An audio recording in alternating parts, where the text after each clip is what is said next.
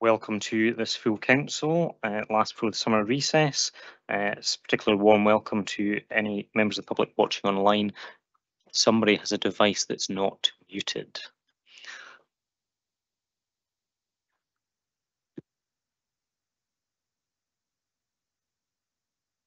Okay, thank you very much.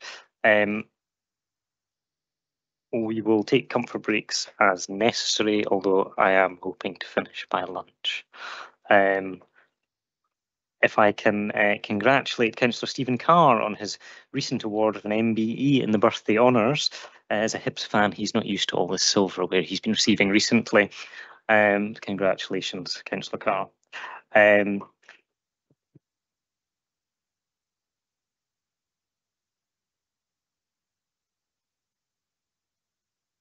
If I can remind all members that in case you're unaware, there is a general election next week, and that does mean that we are in the pre-election period, so please be mindful when making contributions and stray away from having a go at each other too much, as I'm sure you would anyway. If I can ask the clerk to confirm the apologies.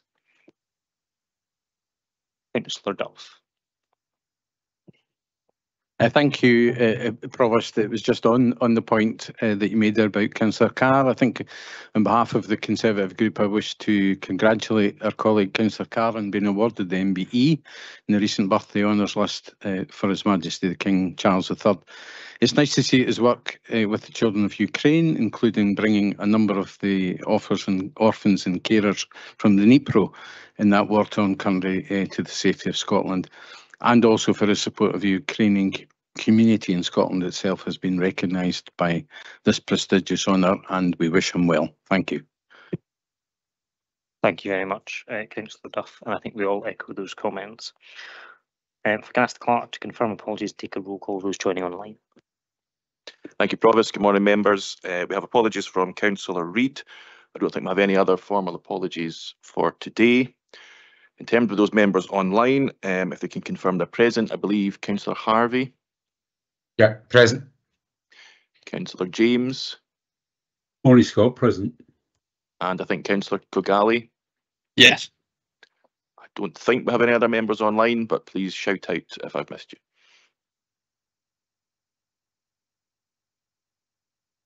Okay, thank you very much. Item 2 is declarations of interest. Do members have any items of interest to declare in respect of today's business?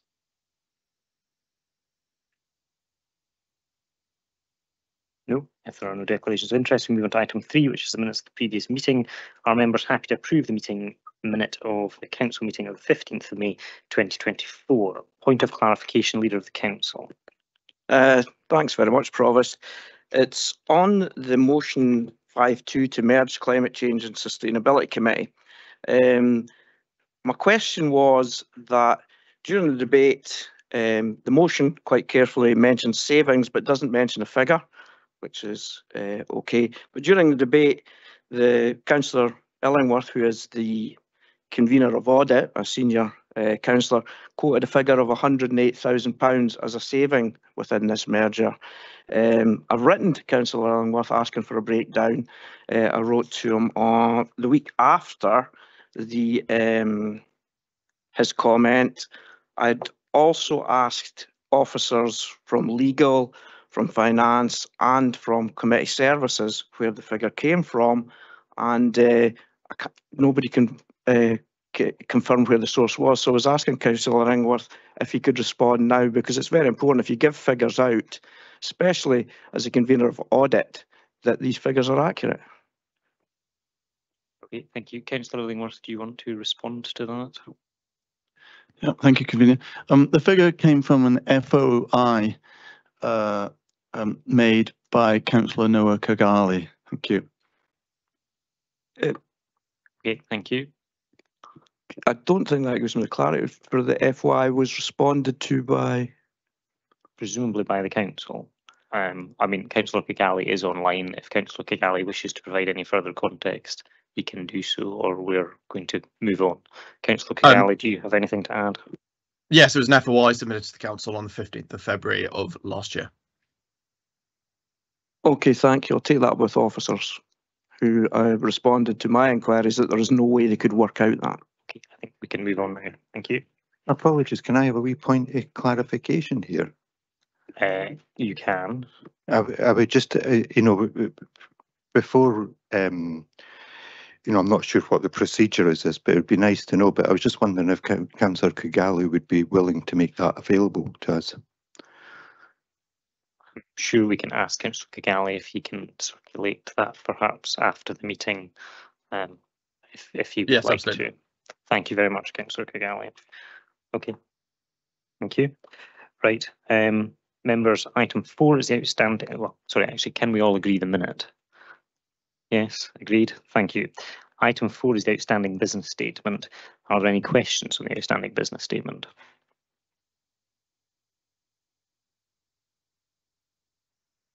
Okay, if there are no questions in the outstanding business statement, can we agree the outstanding business statement and remove the completed actions on the outstanding business statement? Agreed? Thank you very much. Members, item 5 is the twinning agreement between Perth and Nikopol in Ukraine. Are members happy to agree to the proposed points in relating to establishment of the formal twinning agreement between Perth and Nikopol as set out on the agenda? Can we agree? Thank you very much. I would actually like to just take a moment to comment myself, and I can see that a number of others wish to also comment on it. This has been over a 2-year process to get to this point. A significant amount of work has been undertaken by both members and officers. I would like to personally thank both those members that have been involved, particularly Bailey, Deputy Provost, and Bailey Ahern, who were involved in the due diligence process, but also particularly Councillor Stephen Carr, who has been involved directly with Nikopol and with setting up the Friends of Nikopol group, and that has been successful. So my thanks to them, and particularly to officers in legal and committee who were involved in checking and drafting much of the paperwork around this. So these things don't happen immediately, and there has been significant amount of work done to ensure this success.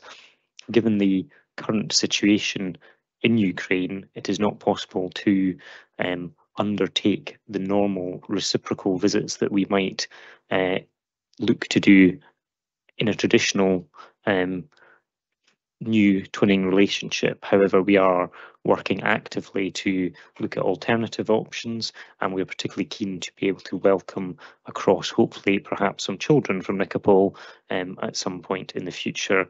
Bailey and I met with the UK ambassador to the Ukraine a couple of weeks ago as part of the due diligence process, and they are very supportive of the twinning, but also of looking to assist us in this. And we have had incredible support both from the UK and Ukrainian governments, including the former Ukrainian ambassador to the UK and the current Ukrainian consul in Edinburgh. So we're very grateful for everyone's support. Obviously, the situation in Ukraine continues to be incredibly challenging and volatile, particularly in Nikopol, and that is one of the reasons we are keen to show our support at this time. You will all be aware that we have held Ukrainian Independence Day celebrations for the last 2 years. I'm very pleased to say that Perth will be holding the celebration for the whole of Scotland this year in August, and I hope that you will all join us to show solidarity then and take part in those celebrations. I have a number of comments from members across the chamber. So first of all, I'm going to invite Bailey Claire McLaren to comment. Thank you, Provost. This is really very welcome, and the Liberal Democrat group here in Perth Kinross, we are delighted. It sends such a positive signal to all the citizens of Ukraine as well as Nikopol. Many Perth Kinross residents have welcomed Ukrainian families into their homes since Russia's invasion of their country, giving sanctuary at a time of crisis for them. And after 2 years, many of these Ukrainians have now secured their own accommodation and are living independently, working, attending nursery, schools and university, The strength that they have shown in the face of loss of security is hugely admirable, and those words maybe don't even cover it. But we in Perth and Kinross are delighted to have welcomed them and see that their growing community spirit emerging. And they are a community within Perth and Kinross now, and this is a further recognition for them. So, and it's great that we create this longer lasting link. I look forward to engaging with the residents of Nichopol. Possibly, Provost, we could look at the idea that our friends in Dunkeld have tried very successfully with their twinning. So this is a very positive step, and I echo your thanks to everybody who has been involved.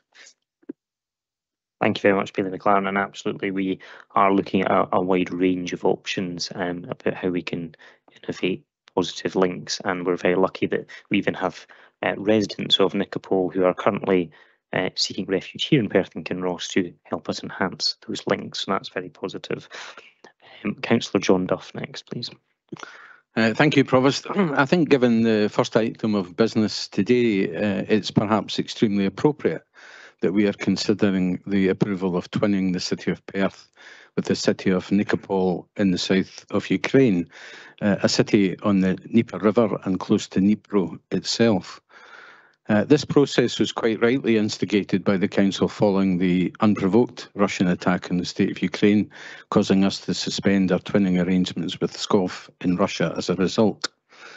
Let's hope that replacing this arrangement with a Ukrainian twinning sends a message to the people of Ukraine of this Council's unwavering support for its continuing fight for freedom, and to those who would support appeasing Putin and the Russian state's aggression towards Ukraine. I fully support the motion and the appointment of Councillor Carr as a representative on the Friends of Nichopol group. Thank you. Thank you, Councillor Duff. I very much appreciate the cross-party nature that this has received, both originally when Councillor Ling and I brought the original motion and throughout the process, and today as well. So thank you very much. Your comments are greatly appreciated. Councillor Stephen Carr next. Thank you. I very much welcome this twinning between Perth and Nichopol, and our two cities have many similarities. Nichopol was a city whose strength and growth was formed around an important river crossing, and like Perth, it is also steeped in history. Both cities have been capital cities in the past, and with Perth being linked to nearby Scone Palace and the recently returned Stone of Destiny, Nichopol was also a base and a fortress for the rulers of the famous Zaporozhian Cossacks. The Cossacks who were so fierce that they were able to defend their lands despite being wedged between the Polish, Russian and Ottoman empires. Unfortunately, the ongoing troubles in Ukraine seem to have dropped out of the news. Despite the continuing daily shelling and missile attacks on Ukrainian cities. So it's nice to see this link forged between our two cities and to help highlight the ongoing struggles. This twinning not only shows our solidarity with the people of Ukraine, but as Bailey McLaren alluded to, it also shows our solidarity with the many displaced Ukrainians that we have welcomed into Perth and Kinross as well. Nichopol being so close to the front line, with Russian troops occupying the land on the opposite side of the Dnieper River, the city of Nichopol has suffered badly from shelling almost daily, and daily life is a real struggle for the residents of the city. With the destruction of the nearby Kakhovka Dam last summer, even sourcing fresh water has been a struggle for the residents of Nichopol.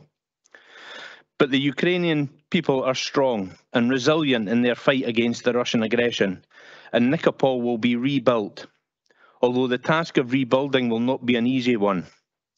So this twinning is not just about showing our support, but can also be an opportunity for strong links to be forged.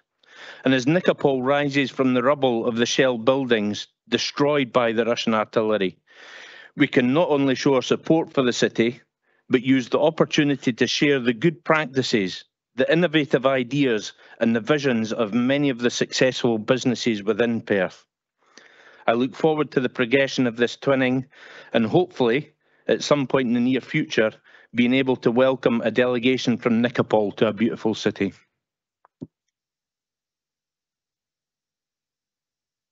Thank you very much, Councillor Carr, and very much echo those comments. We do hope to be in a position to welcome friends from Nikopol in the near future, as soon as that is possible.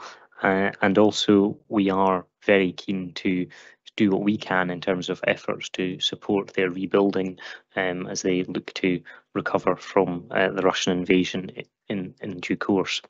If I can come to Bailey next, please. Thank you, Provost, and thank you to all those who've spoken before me.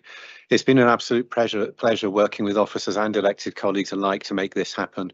The enthusiasm from all quarters has been overwhelming. Ever since this council led the way by suspending that twinning with SCOV, there's been nothing but positivity from councillors and officers alike. I'm very pleased we've reached the stage where we're ready to conclude this twinning agreement. However, in this case, the conclusion is just the start. Hopefully this grows into more than your average twinning.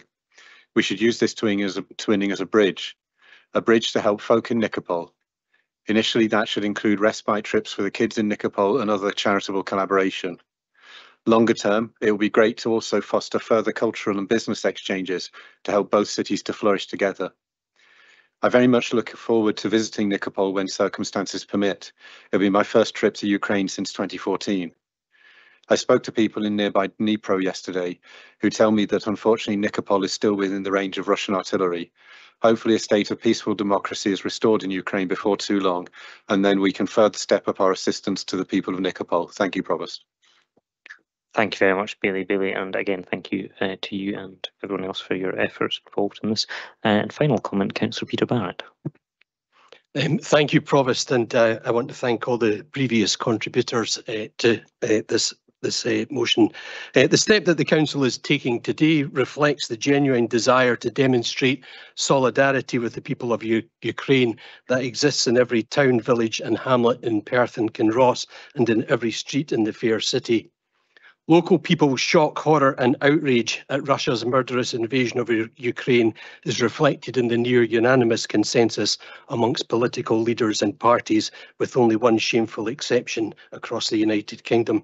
To provide unwavering support to Ukraine in the defence of its territory in the war and invasion initiated, as Councillor Duff said, without provocation by Vladimir Putin, and to stand in solidarity with Ukraine, whose people are paying a terrible price to defend homeland and democracy against Putin's aggression.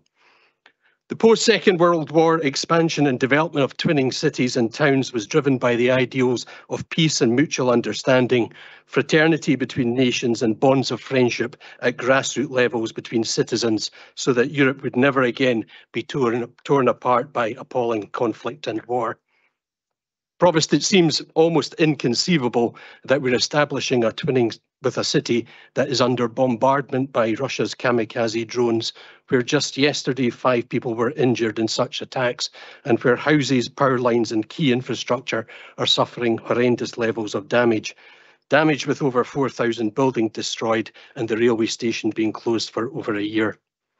With this small step, we're following other towns and cities in Scotland who have established twinning relationships with towns and cities in the Ukraine to demonstrate friendship and solidarity. Councillor Stephen Carr, MBE, has demonstrated a personal commitment that goes far beyond that, with practical support and amazing work with Dnipro kids, and I wholeheartedly support his appointment to the Friends of Nikopol group and applaud his efforts. If my group can be of any assistance to him, he only needs to ask. Thank you, Provost. Thank you very much, Councillor Barrett, and I think we all echo those comments as well. Thank you very much to all members across the chamber for your support, both originally, those of you who are here in 2022 when we took the initial action, and through to today when we have successfully concluded the establishment of this twinning. It has not been straightforward given the circumstances that, particularly as Councillor Barrett has just aligned, still exist 2 years on. However, there is a keenness on both sides to really make this very successful and long-lasting, and in line with the long-term vision for a 100-year partnership that the UK government has set out. So With that, I'd like to thank all members for your support. We move on to item 6, the annual Treasury report, and I'm going to hand over to the Deputy Provost for this item. Thank you, Provost. We now move to item 6, the annual Treasury report 2023-24, and I would ask Scott Walker to introduce this paper. Thank you. Good morning, councillors. In accordance with the SITFA Code of Practice, this report provides elected members with a summary of the Treasury management activity for 23-24. Specifically, this is a look back at last year with a comparison of the Treasury strategy that you approved in May 2023. Much of this has been reported through the Finance and Resources Committee throughout the financial year and has been subject to detailed scrutiny. Section 4 provides a summary of our Treasury position as at 31st of March 2024. Over the year as a whole, the Council's long-term borrowing increased to £628 million at an average interest rate of 2.64%, which is just a slight increase on the previous year. Our investment balances reduced to £65 million at an average interest rate of 6.48%, which was almost double last year's return. In the first 6 months of last financial year, interest rates continued to rise in line with our expectations. This coincided with the proactive management of the Council's large investment balances, allowing the Council to reinvest to achieve significant returns. With interest rates peaking in August, the second half of 23-24 saw the level of investment steadily reduce as the Council's cash flow and capital programme requirements increased. Borrowing was not anticipated to be required until later in the year, and this proved to be the case, with £30 million of PWLB borrowing undertaken between December and March. The borrowing was taken over 4 and 6 years with a view to being refinanced in the future when rates are expected to be lower. I am pleased to confirm that once again there were no breaches in compliance with the approved investment strategy. All aspects of the Prudential Code, including prudential indicators and limits, were also fully adhered to throughout the year. The Council's indicators show that the Council's plans remain prudent, affordable and sustainable. The report also shows the repayment profile of loans fund advances. Deputy Provost, colleagues and I are happy to take any questions. Thank you. Thank you very much. Are there any questions with regard to this report? I see none, in which case I will ask our, Councillor Stuart Donaldson.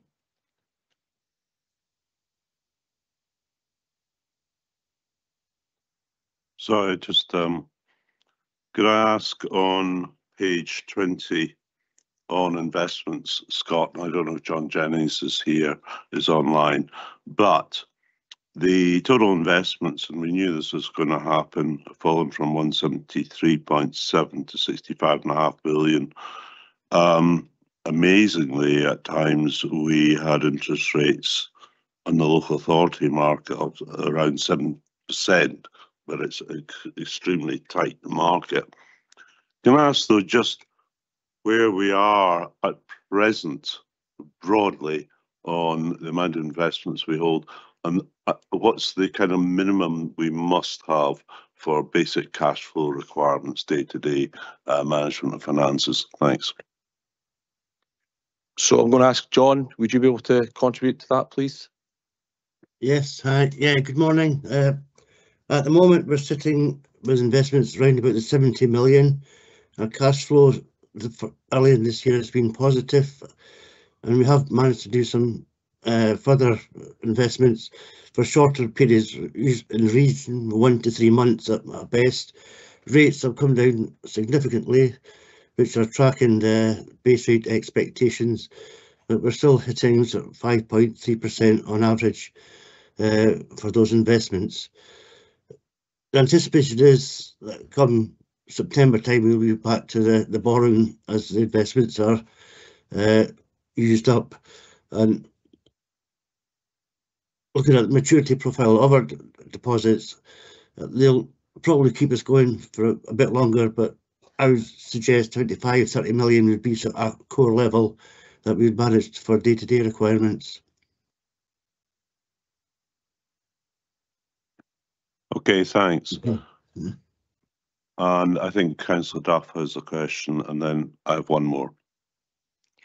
Thank you. Councillor Duff.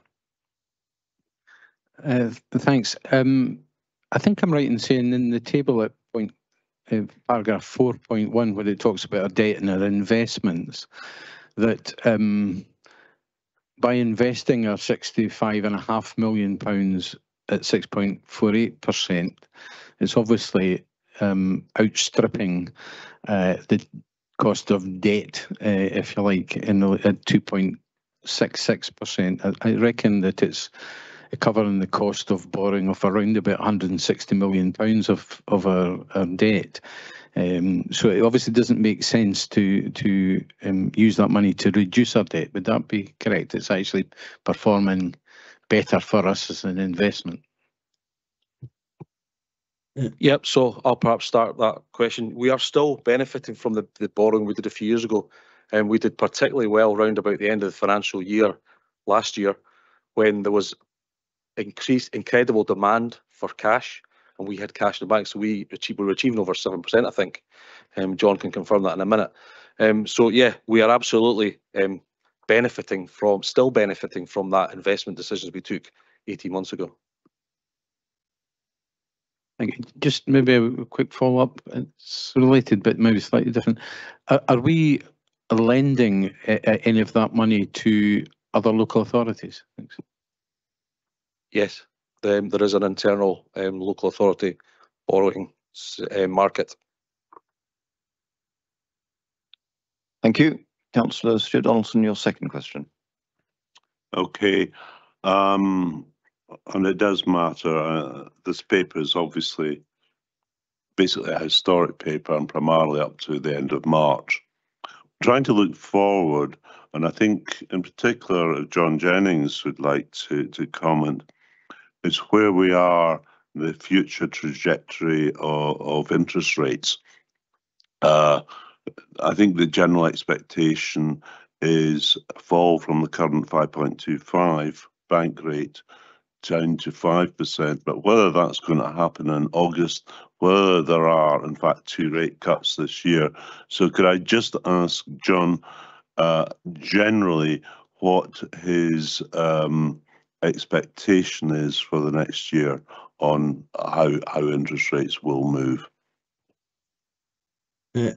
Yeah, first point is I'm not an economist, but reading the market commentaries that we get daily, the expectation is that base rates could be in the region of 0.75% to 1% lower this time next year.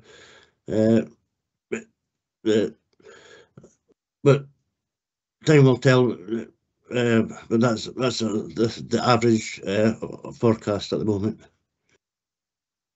The other point is gilt yields, which determine our PWLB rates. They've been following at a slightly slower rate, and these seem to be tied to movements in the American market, but they're expected to follow a similar pattern in due course. Okay, thanks, John. Thank you very much. Are there any further questions? I see none. Therefore, I'll ask Councillor Lang, Leader of the Council, to move the report. Thank you.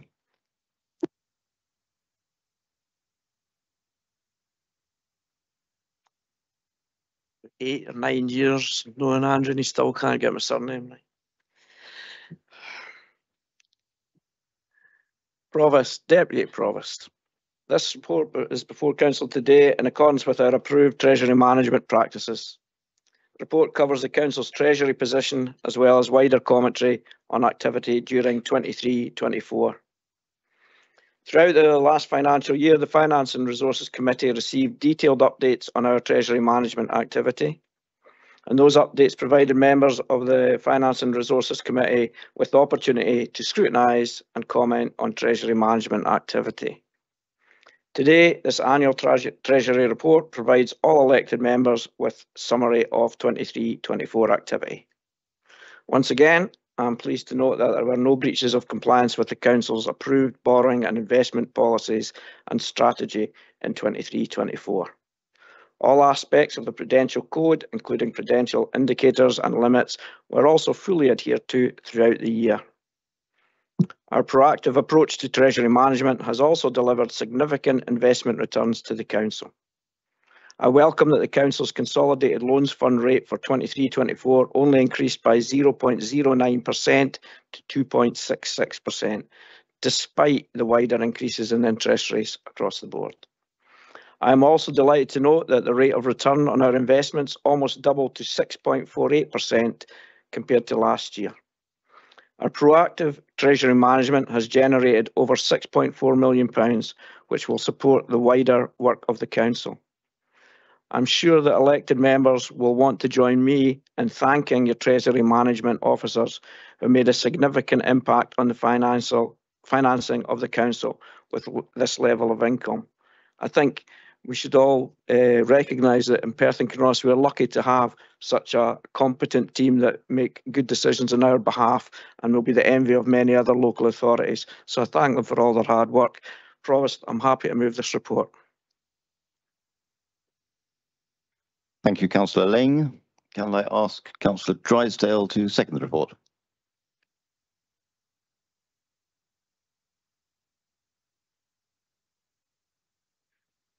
Thank you, Deputy Provost, and I simply want to echo some of Councillor Ling's comments a moment ago. But this report emphasises the very challenging economic conditions that have been faced through 23-24 as a result of high inflation and high interest rates. Clearly, Perth Kinross is far from immune from these national factors.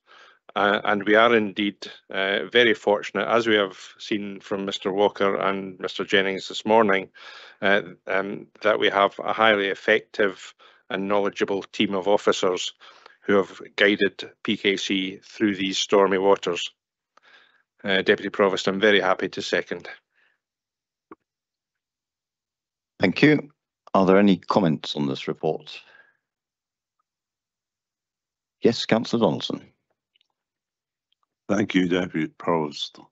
Can I too just thank Scott Walker, John Jennings, the Treasury team for this paper, and I think it evidences the soundness and the sound approach we're taking to council finances. For once this morning, I will mention the election, because I think in particular is to thank Scott Walker, because he's somewhat preoccupied with matters in addition to finance, and will be for the next 10 days or so. But really grateful to them. So quite a number of things here one could talk about on inflation, but I think in particular on interest rates.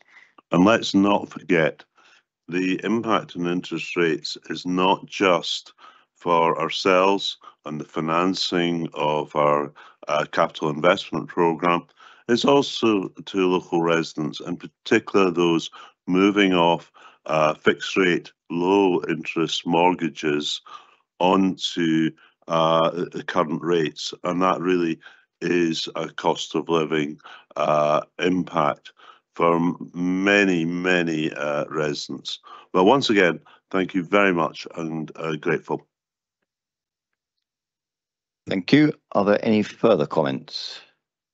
Yes, Councillor Allen.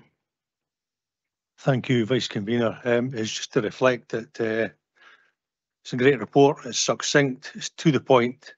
Thank you to the finance team. Brilliant. Thank you. Thank you very much. In the absence of any further request for comment, can we agree the report? Thank you. And I'll hand back to the Provost. Thank you. Thank you, Deputy Provost. Item 7 is Sustainable Procurement Strategy, and Lisa Simpson, the Strategic Lead for Legal and Governance, is going to introduce the report, I believe, with a short presentation. Thank you, Convener, and apologies to those who have attended the briefing and seen many of the items from this slide presentation, but I have edited them, so it is shorter.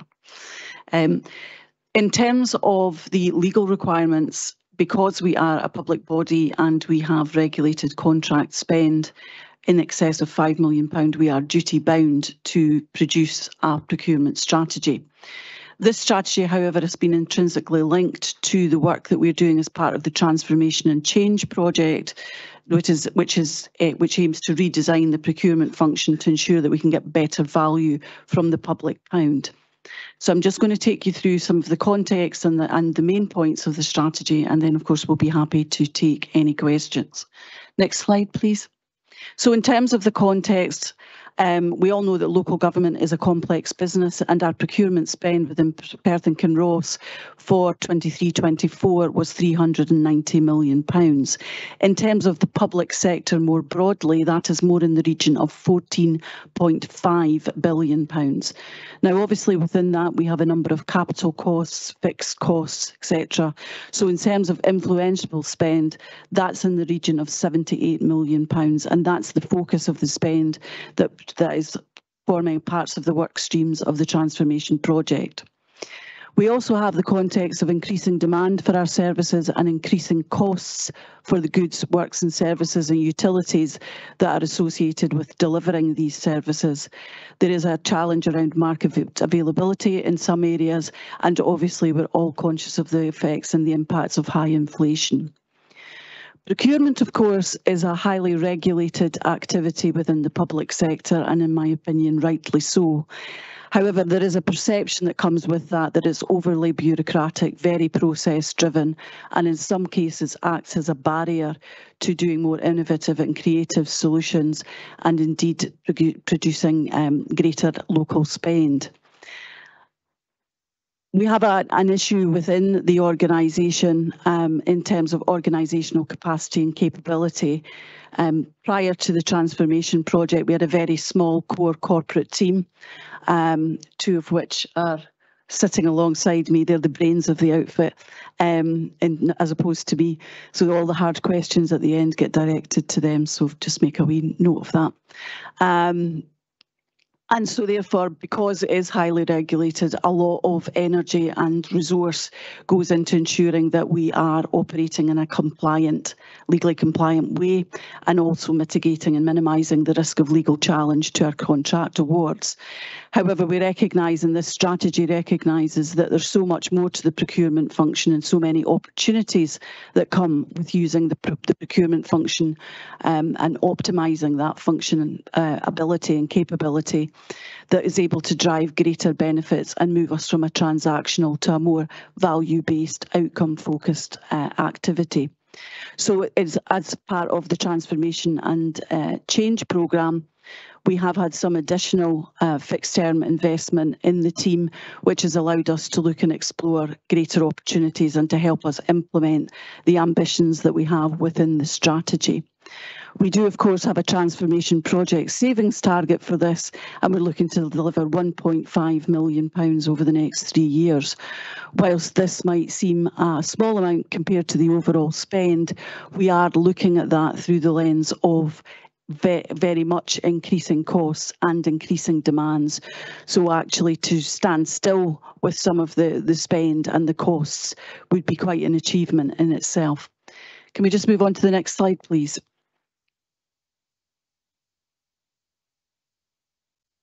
So in terms of our challenges, obviously we are obliged to make sure that our procurement process remain lawful, open, fair and transparent, but we're really looking to get greater value from our public pound and make sure that our procurement function is aligned to the delivery of our corporate plan and our wider strategic ambitions. We're looking within the strategy to create an operating model that shifts us from reactional transactional purchasing to a more proactive and value-driven strategic procurement function. We also need to take a more holistic view of value for money beyond the achievement of simply a competitive unit cost price, and to find the most advantage combination of the costs that we can achieve, but also the additional benefits and value that can be added into that functionality. And we're obviously looking to make better use of data and technology to infuse efficiencies in terms of the processes. Next slide, please. So in terms of our vision, we have aligned that very much to our corporate vision within our corporate plan, and we're looking to harness procurement to inspire change and drive progress, which then creates a Perth and Kinross where everyone thrives, free from poverty and inequality. If we can move on to the next slide, which sets out our mission, which is to lead sustainable procurement that empowers our communities, fuels economic growth, sparks innovation and protects our planet. And we, as a team, are committed to purposeful procurement, ensuring every public pound spent delivers sustainable solutions to meet the needs of our communities. If we can have the next slide, please. So in terms of our guiding principles, you can see that they are up there. They're around accountability, equity, legal compliance, strategic importance, sustainability and value delivery. And these are the principles that will guide all of our actions, thinking and engagement and consultation and shaping in terms of other developments going forward. These are based on the integral principles of good governance around procurement and public procurement in particular, and they will guide the way that we operate going forward. Next slide, please.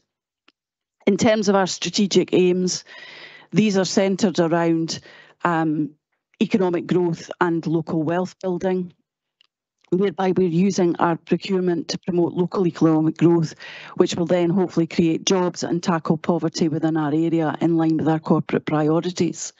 We're looking to protect our environment, supporting a fair transition to net zero and minimising our own environmental impact.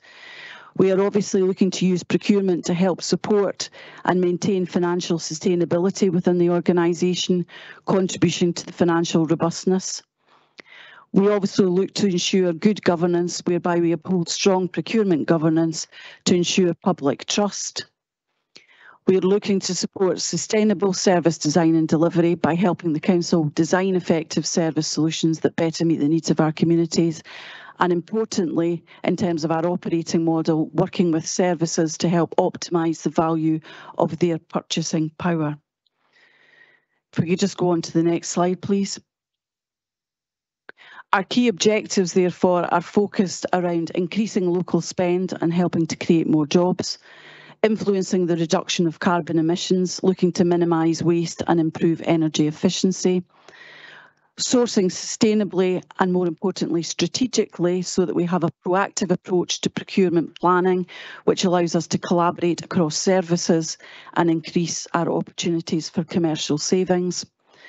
Ultimately, we want to deliver value money, but also create additional support social value in terms of social, economic and environmental benefits for our communities. We are looking to use procurement to help us manage demand more effectively and make use of high quality procurement metrics to support data-driven decision making. Regulatory compliance and robust risk management goes without saying. That was easier for me to say. And obviously we will look to use data and technology to automate processes and increase and improve efficiency wherever possible. Can we have the other slide, please? Turning that reality into vision, therefore, requires people, processes and technology. If we could move on to the next slide. So in terms of people, we need the right people with the right skills and enough of them. We therefore need to build sufficient professional procurement capacity and capability within the organisation and ensure that all of those who are involved in purchasing and commissioning are trained and supported. We're looking to engage with our communities and suppliers to understand need and the market's ability to respond to that. And we're looking to facilitate greater collaboration across services to deliver better value for money. Next slide, please. In terms of process, as long as it's lawful and compliant, we won't make it harder than it needs to be. So to deliver on this strategy, we're going to ensure that our processes are straightforward, efficient and transparent as they can be within the parameters of the law, and develop processes which support data-driven, value-based procurement decision-making. Next slide, please. And in terms of technology, we need to make the best use of our digital technologies to automate transactional processes in accordance with our own information and digital operating model. We will continue to enhance and implement an e-procurement process to ensure consistency and compliance, and use systems and technology to capture and analyse data, which will hopefully give us better quality procurement metrics, which will inform our decision making and our investments going forward. And our last slide. In summary, this is an ambitious strategy which is in line with our core values. Please don't be fooled by the fact that it's relatively small and succinct, or by the cute bees. It's designed to help us drive greater value from our public pound and to use our buying power, which is significant, to get additional social, economic and environmental benefits for our communities. We are looking to drive greater efficiencies and mitigate rising costs through more creative and collaborative contracting. We're looking to keep as much of our procurement spend as possible with local suppliers and to work in partnership with them to create more local jobs. We have put sustainability at the heart of this procurement strategy. It's helping us to reduce our own carbon footprint. We're looking to minimise waste and protect the planet and hopefully save a few bees. And our last question is, this is not the end, it's just the beginning. So I'd like to thank you for listening and for listening to this introduction. And I'm happy to take any not too difficult questions, and my glamorous colleagues here will take the more complex ones. Thank you. Thank you very much. First question, Bailey. Thank you, Provost, and thank you for the report. I think my question won't be too taxing. I do worry, though, that the complexity of public sector procurement is indeed off-putting to some potential local suppliers. And I'm wondering whether it's within our powers to do anything more to support local suppliers this time around than it was the last time the strategy was reviewed. Therefore, my question is, has anything changed in legislation since the events of the 31st of January 2020 that enables us to show favour to local suppliers in a way that it wouldn't have done previously? Thank you. Nothing significantly has changed in terms of the legislation.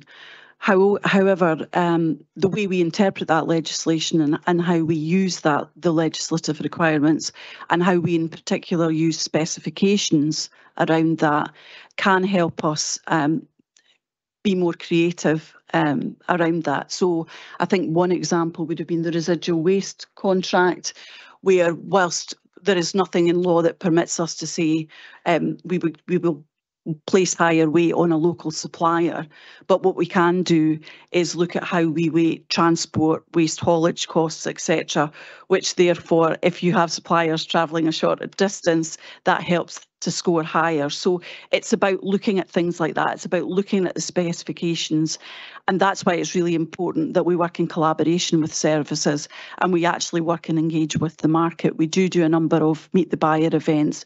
We're also looking, we have been working, but we're looking to work more closely with the Chamber of Commerce to see.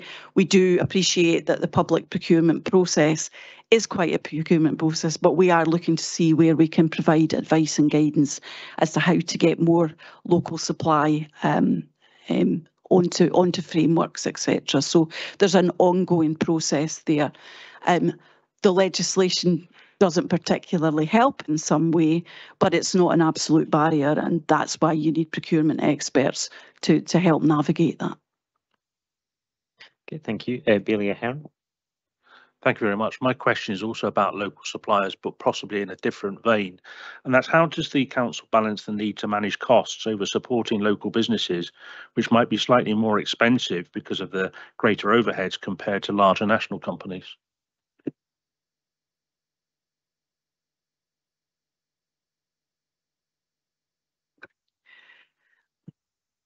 I mean, the legal framework is the legal framework, and but we don't just award contracts based on costs. So we would look at that whole bit and that whole value. In terms of this strategy now, we are now looking to put new specifications and look to drive greater value and build greater value requirements into specifications that may have that impact of benefiting local suppliers in one way.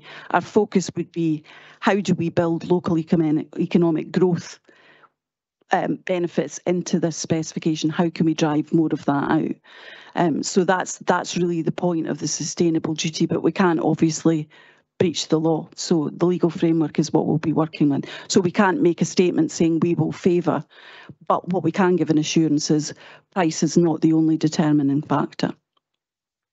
Okay, thank you. Councillor Peter Barrett. Thanks, Provost. My question relates to page 21, reporting progress on the strategy, and also page 22, which has got the plan on a page, which was very welcome. So in terms of reporting, will either Council or the Finance and Resources Committee see the reporting template before next year, so that we can ensure that it captures the performance indicators to support the key objectives and the benefits and impacts? And do we have the baseline data for current levels of performance to measure the improvements and the impact of the strategy in a year's time?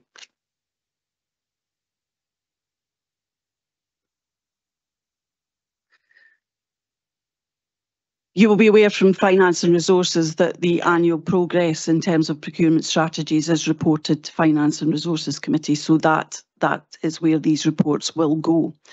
In terms of this strategy, this is setting out some very high-level aims and objectives. What that will then feed into is a detailed project plan for us to implement this strategy, which is also intrinsically linked to the redesign transformation project. So we will have one plan.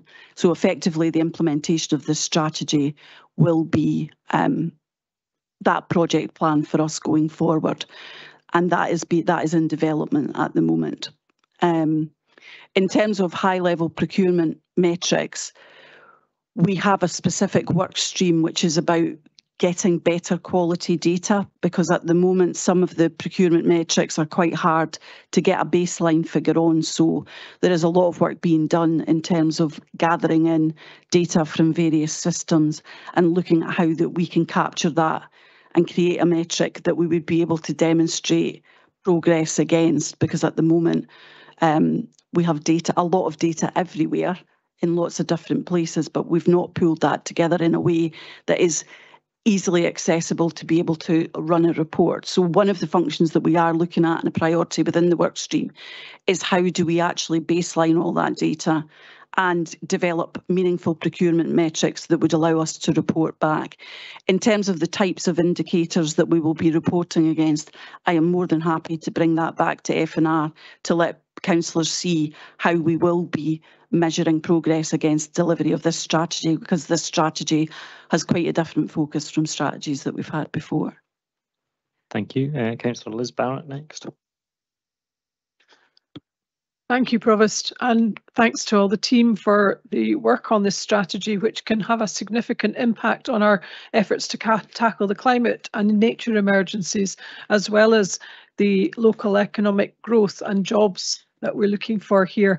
In that context, I'd like to ask how many members of the procurement team have undertaken carbon literacy training, and what percentage of that is that, and what are the plans for further training, please? Well, I can say I've done the extensive 3-day one. So the strategic lead has done carbon literacy training. I think all members of the corporate procurement team, so the central team, have undertaken carbon literacy to a degree. Lindsay and I have certainly done the certified one through the council. We could get you the proper figures. We do keep a track of training, but we don't have them to hand.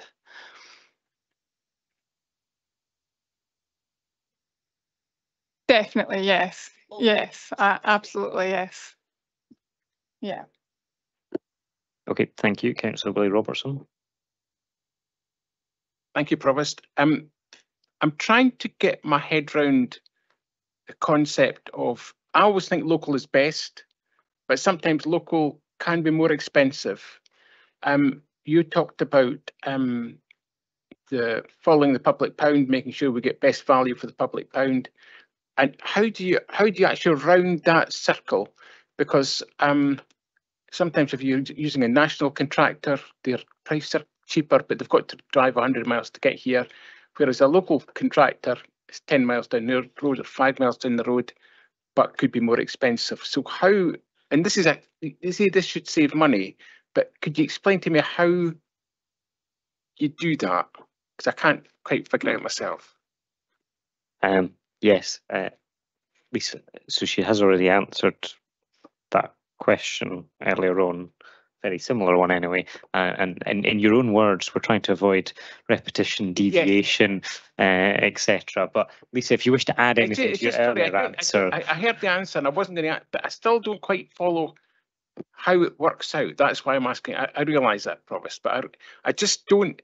That means we can actually we don't have to completely follow the public pound. We can actually award it to a local contractor for the reasons you've given for social, economic benefits, if we choose.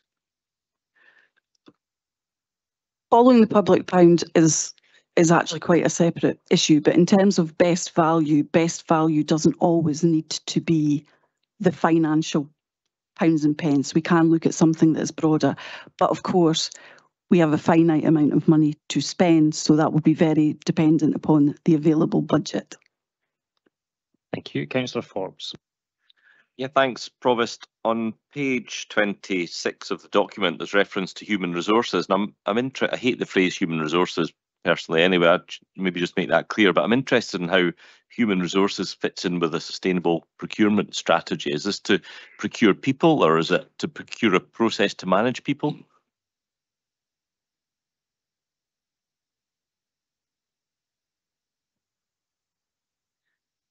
So these categories are categories that come from a portal that we use for categorising spend. So human resources would include things such as our managed service framework for term managed service. So you can maybe explain more what that type of one is, because yeah, so human resources in the categories of spend would include our term managed service contract, which relates to our staff that are cover some of the services at Friarton in terms of seasonal staff. So that spend is included in that category. So it's not human resources in terms of the services that are delivered by our internal HR team. It is other services that we are buying in. I think also as well as these are not our categorisations, they're the categorisations on the portal through which we access some of these framework contracts. Okay, thank you, Councillor Dull. Sorry, Councillor Forbes, do you want to follow up? Just I'm still slightly confused by the sustainability of it, and I know we're probably very keen to finish quickly, but if there's a quick example, very quick example you could give me that would explain what that means, I'd be really grateful.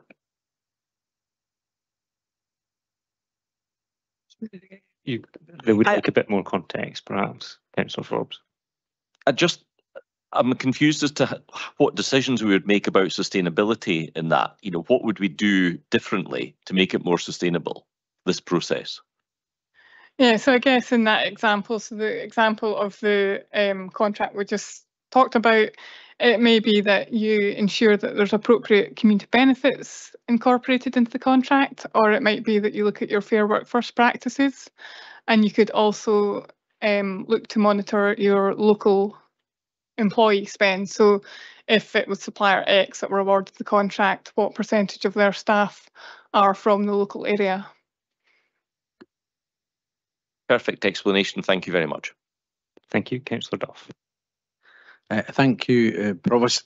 My question is around about prevention of fraud, and are we confident that we have the internal links, if you like, between procurement and finance, in particular in relation to how we can protect ourselves from any either fraudulent claims on what is a genuine contract or indeed entirely fraudulent invoices? Thank you.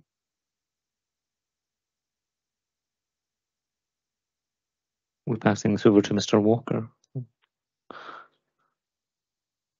who ran out the room earlier on, and perhaps Claire Mailer, as his boss, can answer this question. Okay. I mean, clearly, in terms of invoice payments, etc., there is, in terms of the contract rules, there is a whole host of processes, check guards and safeguards that protect against fraud. So therefore, you know, we can't sign off our own invoices, etc. So there's that double checking and that authentication of invoices, and that's always been very, very robust, and we know that from our own internal performance and our financial performance, our audits, our external audits. So fraudulent payments is not an issue or a high risk. We're not being complacent, but there's not a high risk. So therefore, these safeguards are built in, and as well as we possibly can, we have a very robust system in place. Mr. Walker is just joining online to be able to provide further context, I believe.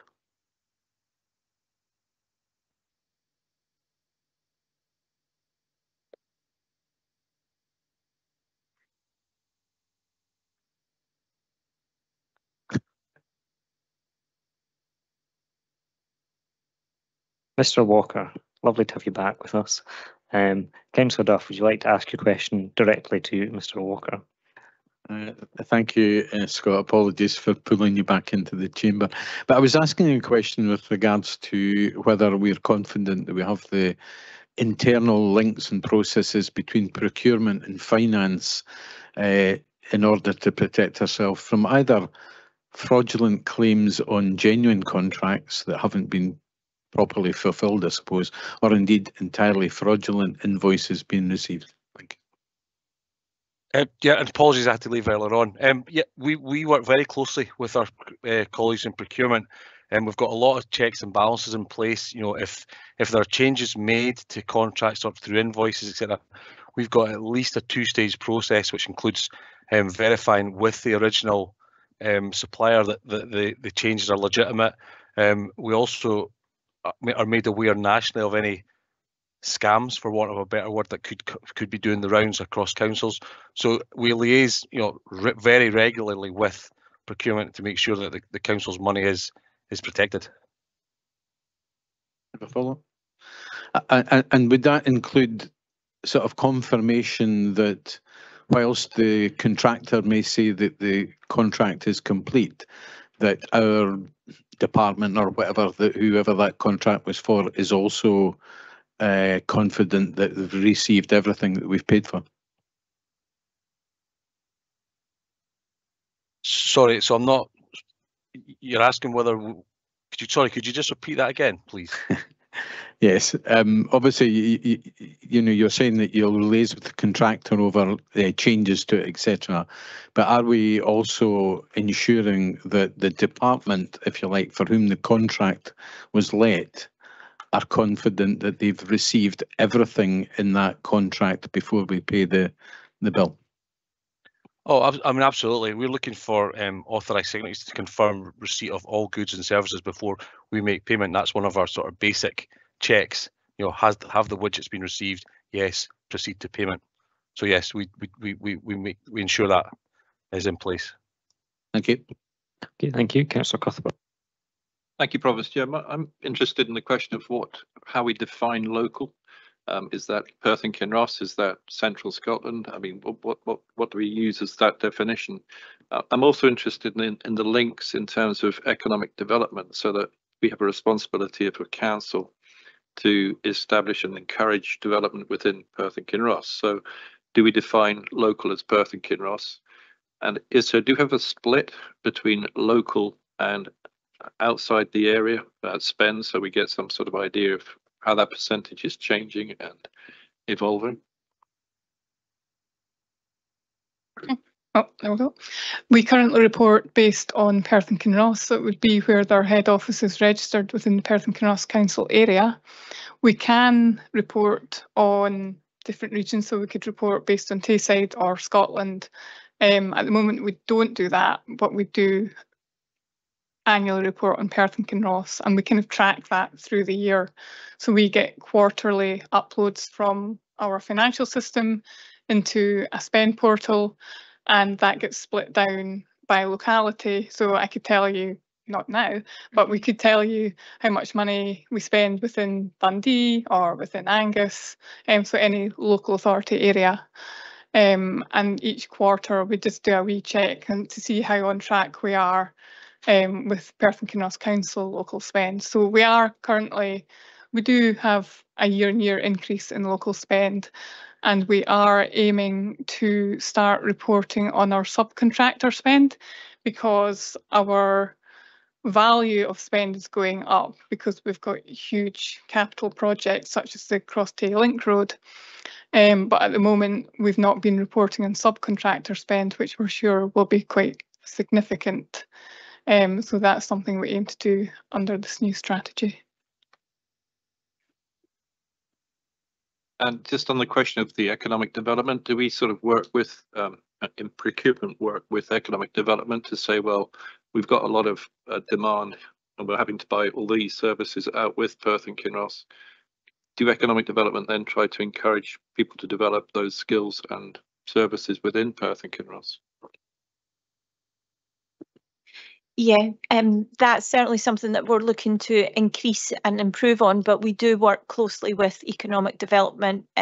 Currently, they attend the Meet the Buyer events with us. They attend the meetings that we go to with the Chamber of Commerce. So we're all looking to work and develop together. They also have access to our contract delivery plan so that they know what type of work we've got as a council coming up, so that if they have new businesses that are looking to grow, they can share those opportunities, and we can also then work with them along with the supplier development programme, who provide training and support to SMEs.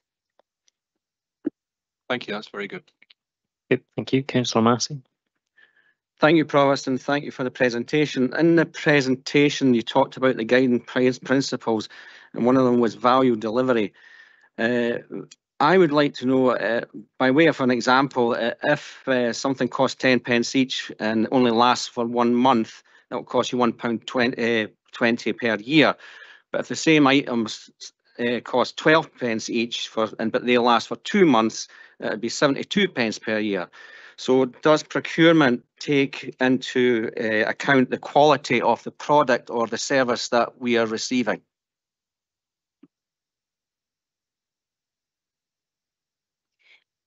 As part of our tender process, what we look at is the whole life cycle cost of the contract, to take into account that type of thing. Is it going to cost us more if we buy a cheaper product in the first instance? Is it actually going to cost us more in the long run because we will have to replace more regularly? So we do look to take that information into account as part of the evaluation process.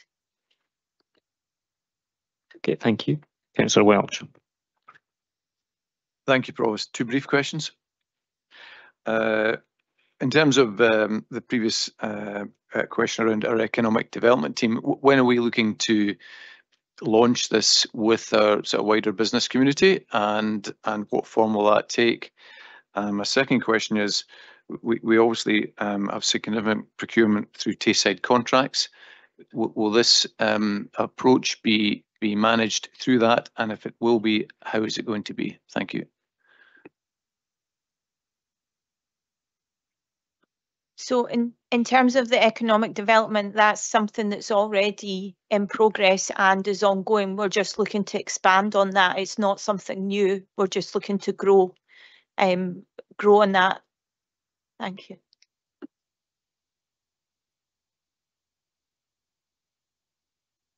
And my second question, in terms of Tayside contracts, so we obviously manage a significant procurement spend with them. Is this approach going to be used as part of that procurement relationship?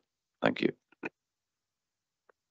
Legally, the relationship with Tayside contracts is different, so it's not a public procurement exercise that goes out to the market and they bid, because they are a joint committee and a product of that joint committee. So this is really a decision about them doing that work on our behalf. So they don't go through the public procurement process, but we do capture their spend for recording purposes.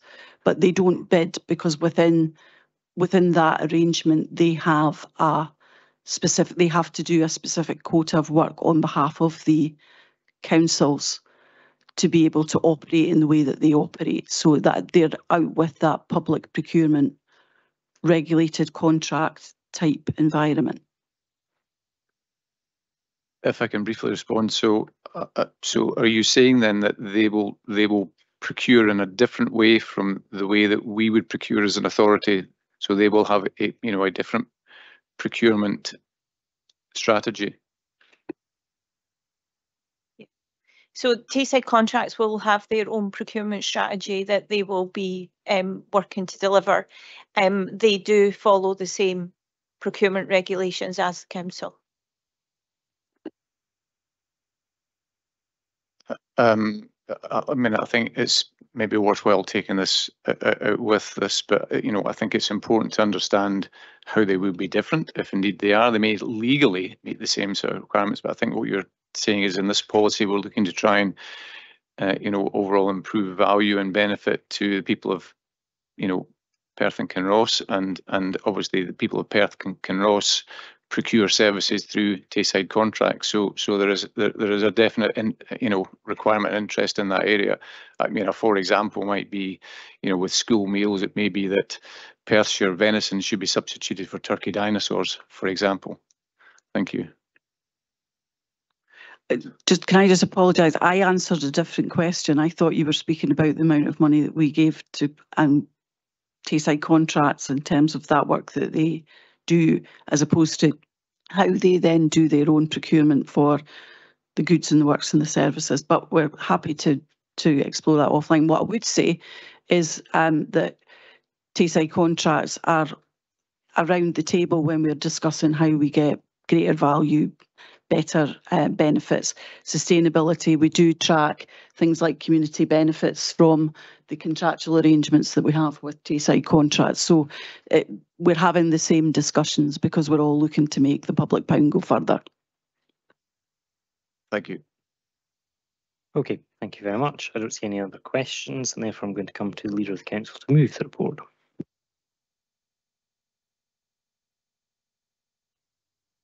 Thanks, Provost. Been here 12 years and never really got interested in procurement till I realised actually what they do and how much everything's spent through there. So they're probably one of the most important teams that we've got. The question then was good today, but I think the message coming out from this report is the benefit to the local community of Perth and Kinross through the benefits of trying to prioritise where we can within the legal limits, local spend. And I think the answers given to the questions, I think would please everybody in this chamber that this way we're moving forward. So, councillors, I'm really pleased to present our new sustainable procurement strategy, which will guide procurement and commissioning activity from now through to 2029. I'm delighted that we're putting sustainability at the heart of this important strategy. It reflects our commitment to tackling climate change, growing our local economy, and promoting the well-being of the people in Perth and Kinross. It looks to address the significant challenges that we face: poverty, a struggling economy, and our carbon footprint, to name but a few. We recognise that procurement is more than just buying goods and services. We know from our annual procurement performance, which was presented to Finance and Resources Committee earlier this month, that we have a great track record in terms of legal compliance and lots of good practice in terms of delivering some community benefits. This new strategy is intrinsically linked to a large-scale transformation and change programme to redesign the procurement and commissioning function. It sets out a high-level blueprint for a new operating model that builds on our solid foundation of good compliance and drive greater value from our procurement function. We want to make sure that we maximise the impact of our public pound by using our spending power not only to buy the goods, works and services we need to provide the high-quality, sustainable services that our communities need, but also to get additional social, environmental and economic benefits. I was heartened especially to hear that we will be putting a particular emphasis on increasing local spend and growing our local supply base. appreciating, of course, that the legal framework in which we have to operate as a public body. But this new way of looking at it and exploiting where we can the benefits locally is to be welcomed by everyone. To succeed, we need not only the right people, right skills and processes and technology, but also the right culture and mindset, and a commitment to collaborate both internally and externally to deliver best value from our procurement activity.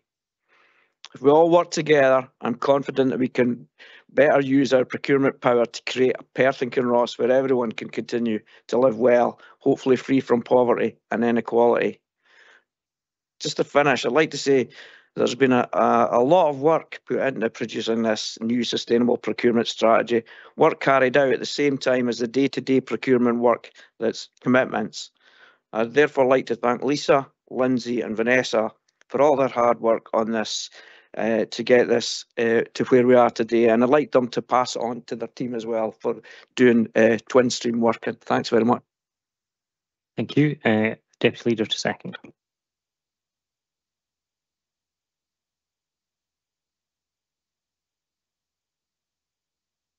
Thank you, Provost. It's imperative that the public can have complete confidence in how all public money is spent, and it is our collective responsibility to ensure that Perth and Kinross Council does have a robust framework in which we can spend public money. We spend a lot of public money, around £400 million a year after all, and that's why this strategy, as detailed in the papers that are before us, and in particular in the one-page summary at Appendix A, is so very important to the running of Perth and Kinross Council. Provost, I'm very happy to second.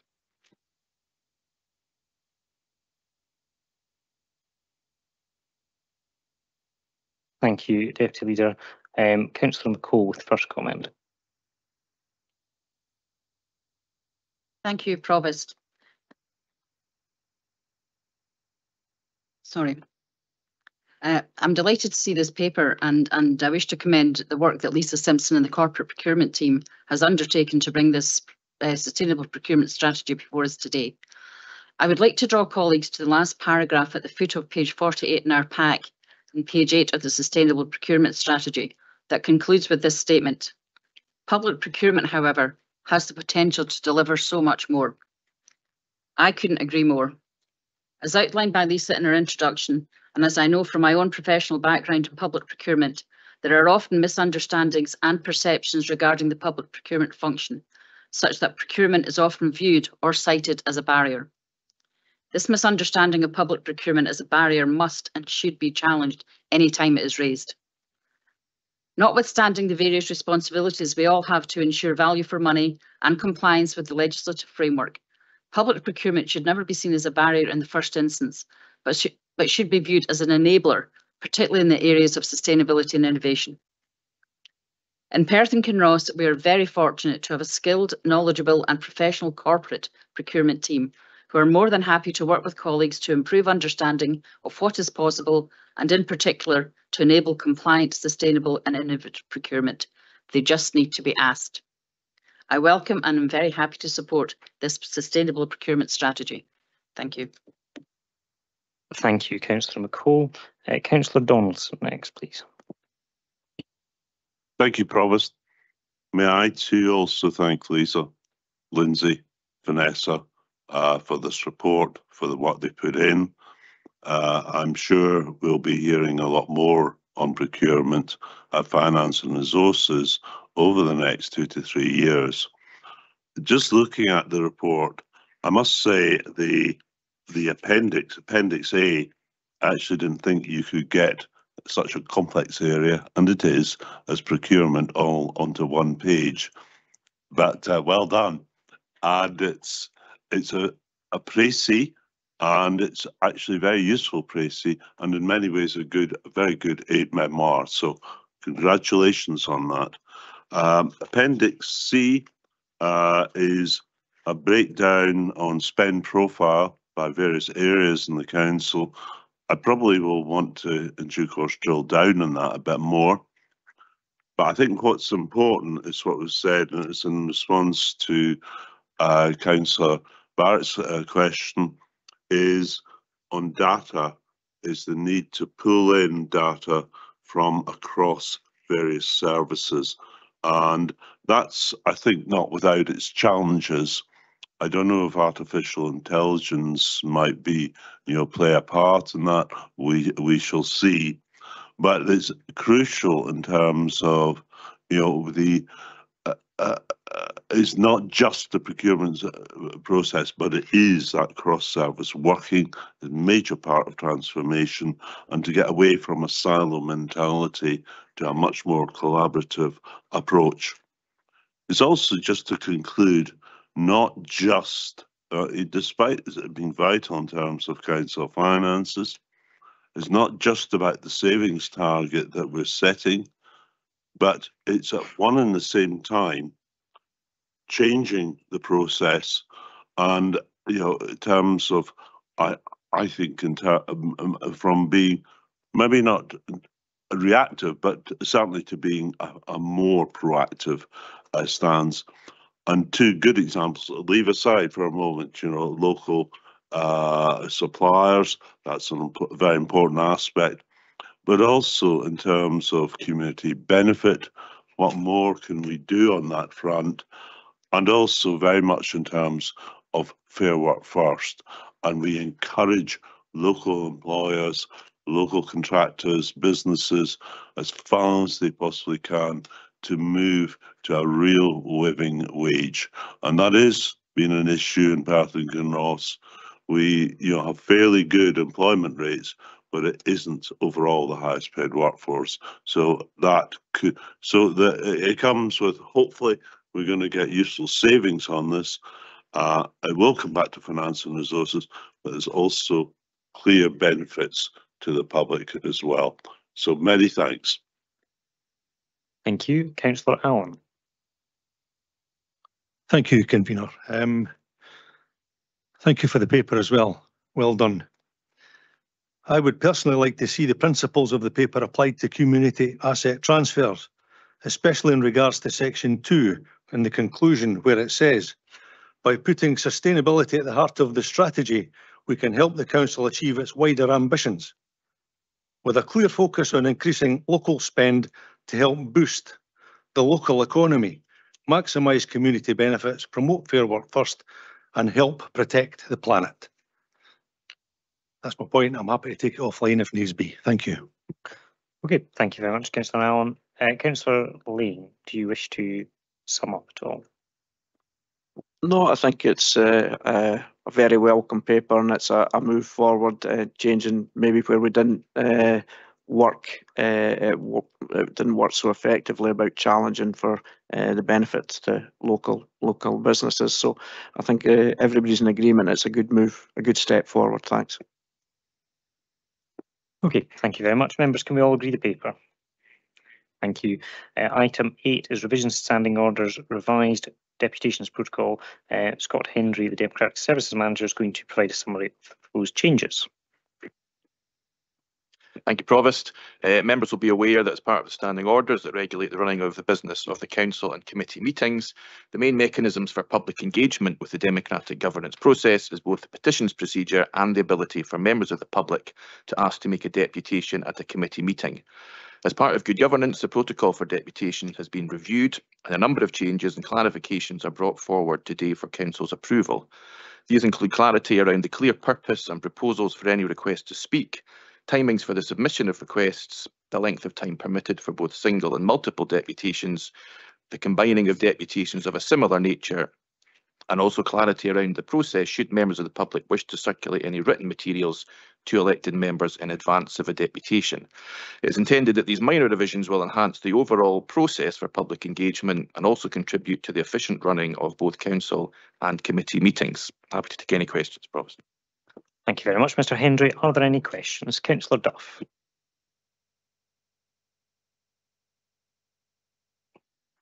Thank you, Provost. I just want to ask why it's felt necessary to restrict the rights of people to address this council or any of its committees to perhaps 2 or 3 minutes, or indeed possibly to being given no time at all under the convener's delegation. Thank you. And so, as you'll see in the protocol, in terms of managing the business for committee meetings, and that may depend on the size of the agendas, the proposal is that the time will be 5 minutes. Again, the discretion is given, if council agrees today, to give the conveners the ability to either reduce or increase that, again, based on the timing of the meeting. So it's all about trying to allow public participation, but also manage the business of the agenda, given the size, which can vary on the day. Thank you. Councillor Liz Barrett. Thank you, Provost. Just want to check in approving this paper that the Head of Legal Services has flexibility to address minor amendments to correct typos and things. Yes, that would be the same as it's part of the standing orders and similar to the scheme of administration. Councillor Bob Braun. Thanks, Convener. Obviously, when it comes to deputations, the Prime Committee is really planning, because that's where we see the most of them. We've always had 10 minutes recently for those deputations. People come before that committee, any committee really, to put forward a matter which is important to them. And not all are fluent in public speaking. I just think 10 minutes would be better for people to get themselves into a flow, to explain what their concerns are. 5 minutes goes very, very quick when you're trying to put an important point across. And I think would not 10 minutes as it is be a better way forward? Of course, it's a matter for council to determine. You made reference to the 10 minutes. There was a time where previously there was 5 minutes, and then it was increased to 10 minutes. Again, understand in terms of allowing the public to make their contribution. It's about getting the balance right in terms of not just those contributions, but how that impacts in terms of the managing the business of the day, the opportunity for members to ask questions of a deputation, which can kind of increase the time on then. So it's about getting that balance, but of course it's a matter for council to determine.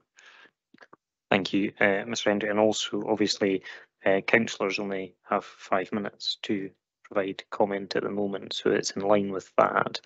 I understand the issue has come about from mostly the planning committee, of which you're obviously a member of, and I believe that informally the planning committee has been agreeing this on an ad hoc basis as it's been going, so presumably it has been practiced and trialled for the last couple of meetings perhaps.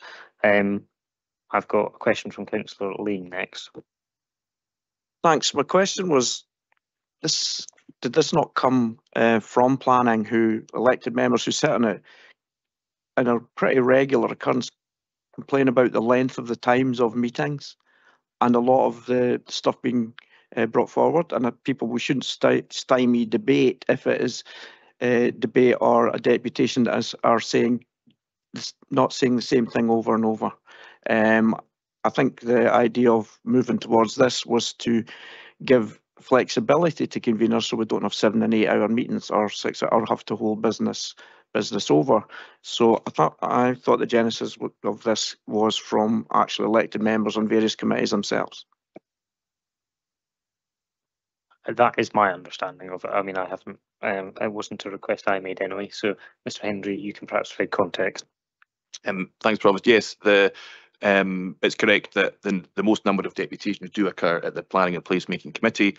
On that basis, the taking into account that balance, the recommendations of officers is the 5 minutes with that discretion for the convener. In relation to obviously the Planning and Placemaking Committee, we did discuss it with the convener of that committee in advance as part of consultation. Thank you. Councillor Allen, next, please. Thank you, Convener. It's just a follow-on from the last 2 points, really. I'm a fairly recent member of the Planning Committee. And I have to say I enjoy it. And before I make my next comment, I'll make it very clear. I think the convener does a great job. I think it can be controlled a wee bit better. I think we've got deputations that do last up to 10 minutes. Some of them are very worthwhile. What we have to appreciate is that people's dreams and aspirations are on the line here sometimes. and other people's dreads and nightmares are also on the line. So we need to give people the opportunity to tell us what they think.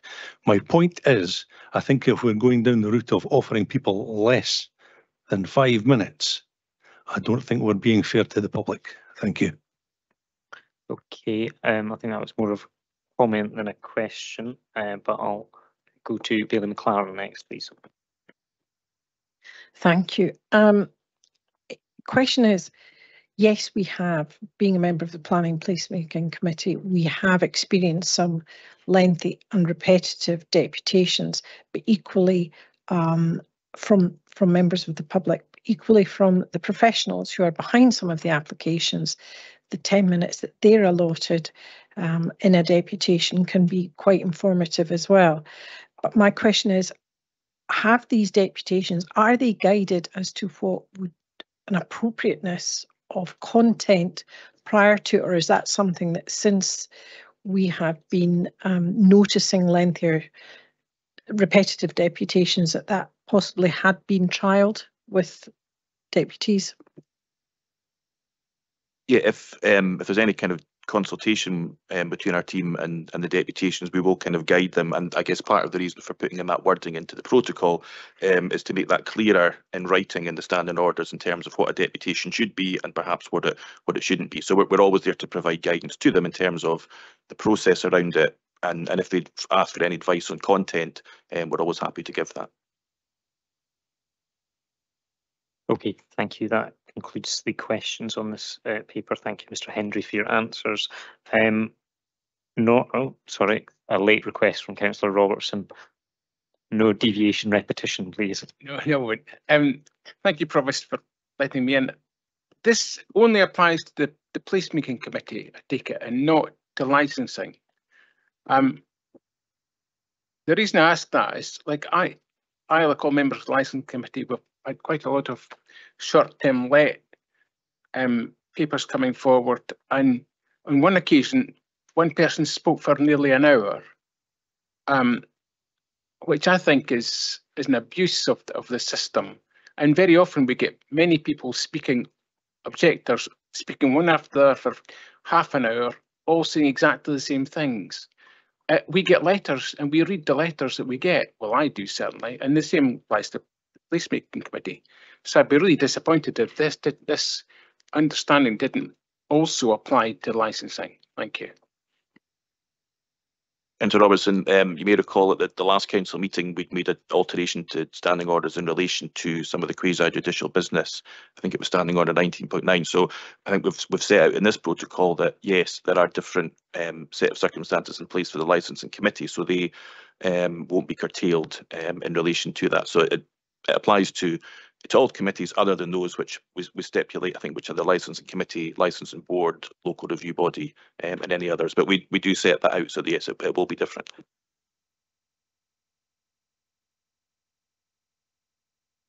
Okay. Mrs. Simpson's just going to provide further. It was just actually to make a clarification. There's a difference here between somebody making a deputation and someone who has a right to participate in the quasi-judicial committee as an objector or an applicant. So that's the distinction. This is just about deputations. Okay. I'm going to come to Councillor Lang and Councillor Drysdale, who are deciding between who is going to propose and second this. And then I'll come into to Bailey Ahern to move an amendment.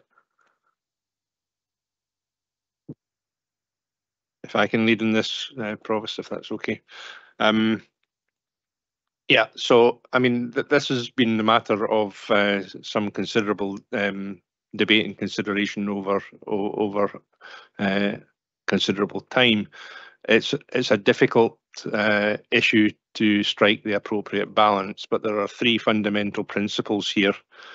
One is the orderly governance of meetings and the effective governance of meetings, and the other is the other main one is the ability for elected members to hear clearly the views of members of the public, but it's also about not having the repetitive comments made where possible, and so it's the discretion of the convener to request, and that's an important word, to request that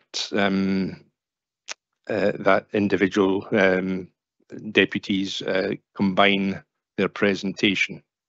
And so, as I say, it's a difficult balance. We've tried to come up with something that does strike the right balance, and I'm happy to move the paper as set out by officers.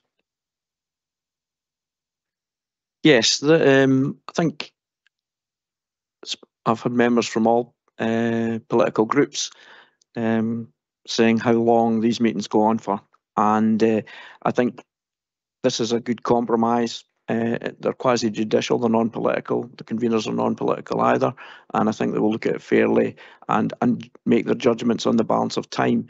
My concern would be that if you have a long agenda, by the time you get to the last paper, the last one, natural fatigue sets in, and you may not be able to give as much consideration to somebody who's later down the agenda just by the dint of the way the business is organised.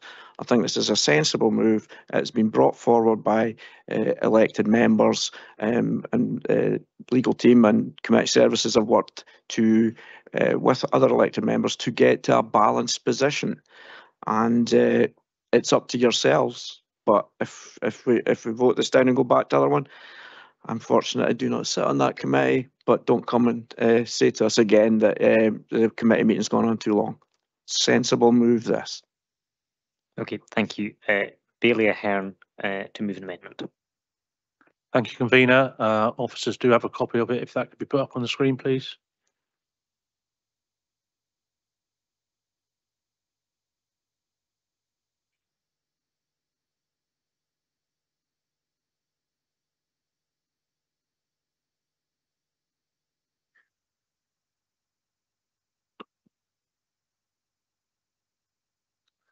Thank you, convener. This is a simple amendment to the motion which is putting in restrictions on the right of speech.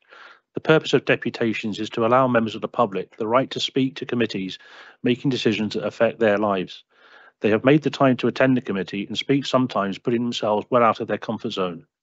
This amendment would allow members of the public to maximise their opportunity to have their rights and their voices heard with the minimal restrictions as is mentioned in the motion, just because the number of deputations may take too long and affect the times of committees. This does not prevent conveners from ensuring that deputations do not drift or repeat deputations that have previously spoken, as well as the comments that are made in the new paragraph 7, combining deputations. We are all elected to represent our communities, and that includes listening to them. Thank you, convener. Thank you, Bailey Ahern. Do you have a seconder? Yep, thanks, convener. I'm happy to second on this. I think from my question earlier on, I concern myself with the fact that people have the right to speak.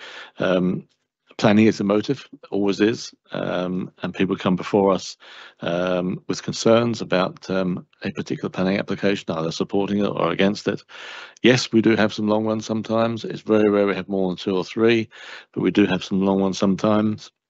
And that can drag the committee on for some hours, longer perhaps than we would like it to be. But that is the business we're in. I think it's important people have the right to speak, particularly on an emotive subject. Sometimes it's irrelevant, it's not material, but it's important to them. And I think we have a right to hear, and they have a right to hear, speak, and we have a duty to actually listen to what they say. So I'm happy to second this amendment. Thank you. Thank you, Councillor Braun. Leader of the Council, the point of clarification. It was a question on the amendment. If there's 6 different deputations who don't join together but are against the same thing, but they're approaching it, they don't speak to each other. So they each put in a deputation. So each of these, I'll just take the figure, 6 deputations can speak for 10 minutes.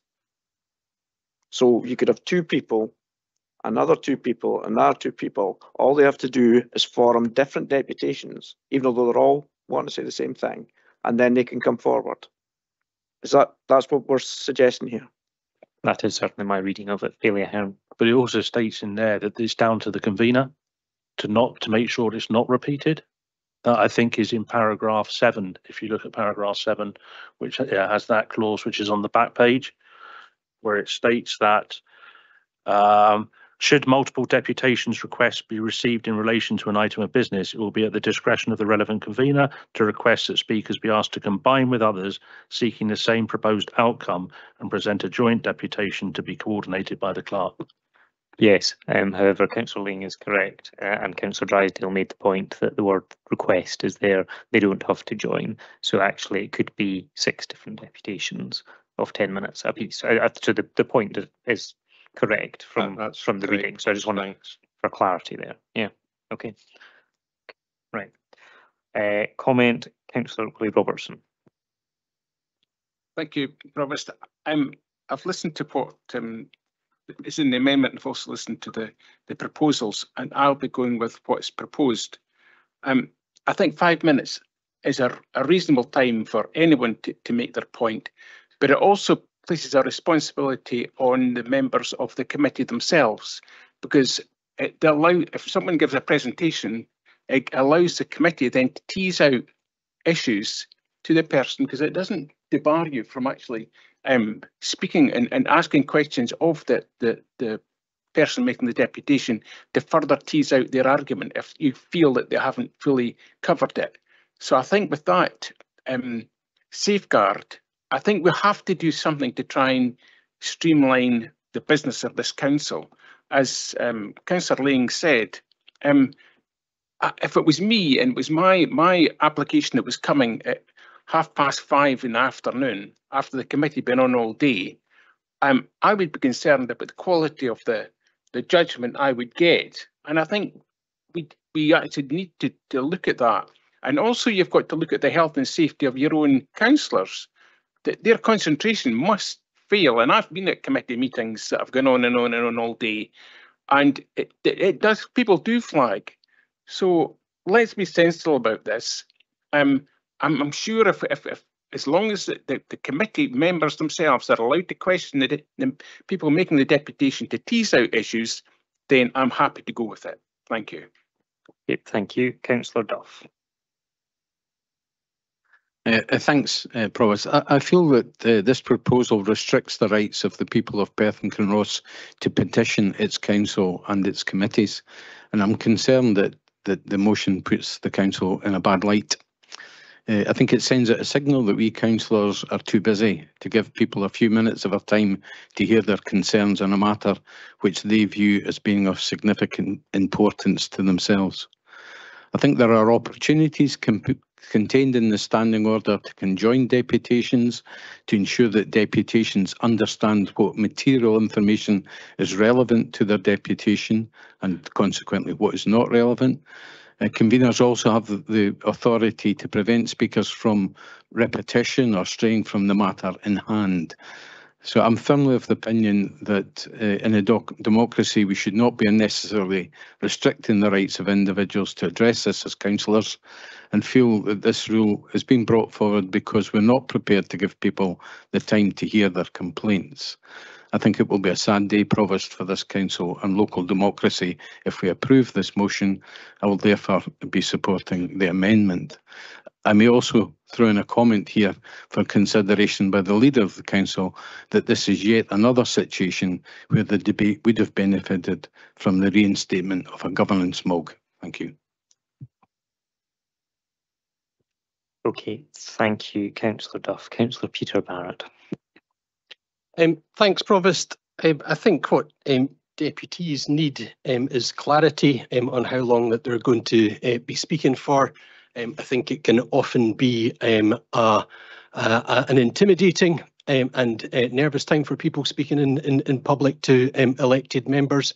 I think there's a point that if councillors are limited to speeches or interventions of 5 minutes, then members of the public are being treated equally if they're so limited. I think if we have a situation where on major applications with particularly technical issues and those that sort of arouse significant public interest, then the convener can have flexibility to vary the time that is given to deputations, but I don't see that the proposal by the Conservative group are going to improve governance or decision making or even access to the public in this chamber. So I would be supportive of the proposals as they are laid out and not the amendment. Thank you. Okay, thank you, Councillor Barrett. Councillor Cuthbert. Thank you, Provost. Yeah, my comments relate to the Planning Committee. I think since May 22, we've had roughly 100 applications come before the committee. I think the longest committee meeting we've had is 7 hours, and I certainly felt by the end of that 7-hour session that concentration was lagging, and it is a quasi-judicial process. You've got to really quite focus all the way through the meeting. My experience is that we had a meeting where we had 5 minutes allowed. It worked quite well. If you know in advance of a meeting that you're going to get 5 minutes, you plan your speech to fill the 5 minutes. If you know it's 10 minutes, you then fill it to 10 minutes. So my view is that a 5-minute allowance is enough.